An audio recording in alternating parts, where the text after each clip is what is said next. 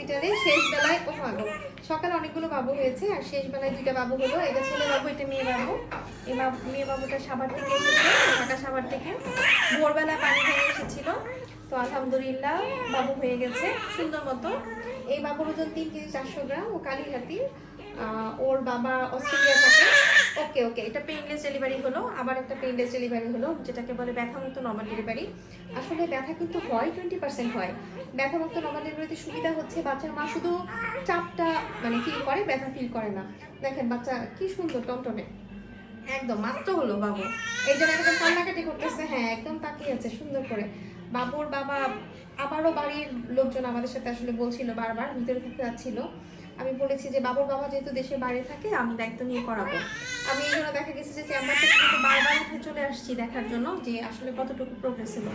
আলহামদুলিল্লাহ epidural successful. আরেকটা epidural successful হলো, normal delivery, painless normal delivery. সবাই বাবুর জন্য দোয়া করবেন। এই বাবু অনেক দূর থেকে আসছে, ওদের জন্য দোয়া করবেন। প্রত্যেকটা বাবুই যেন মানুষের মতো মানুষ হয়।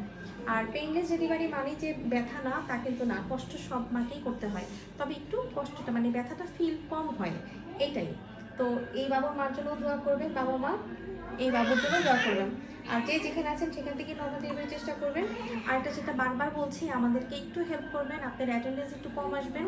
অ্যাটেন্ডেন্স আসলে আমাদের কাজে অনেক ব্যাঘাত ঘটে।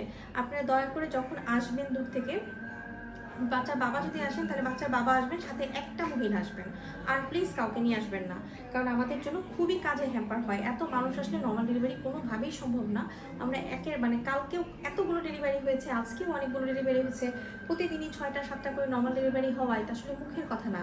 যারা এখানে আসছে তারা শুধুমাত্র বুঝতে পারছে যে কি পরিমাণ সিরিয়াল ধরে বসে থাকতে হয় নিচে, এবং ডেলিভারির জন্য দেখা যায় যে আমি উপরে চলে আসি। তো যখন যার সময় ব্যথা উঠে যায়, তখন সে বুঝে যে মানে তার কি টাইম, ওই টাইমটা সবারই আসবে। তো যারা আসে অপেক্ষা করে, তারা বোঝার চেষ্টা করে, বুঝে।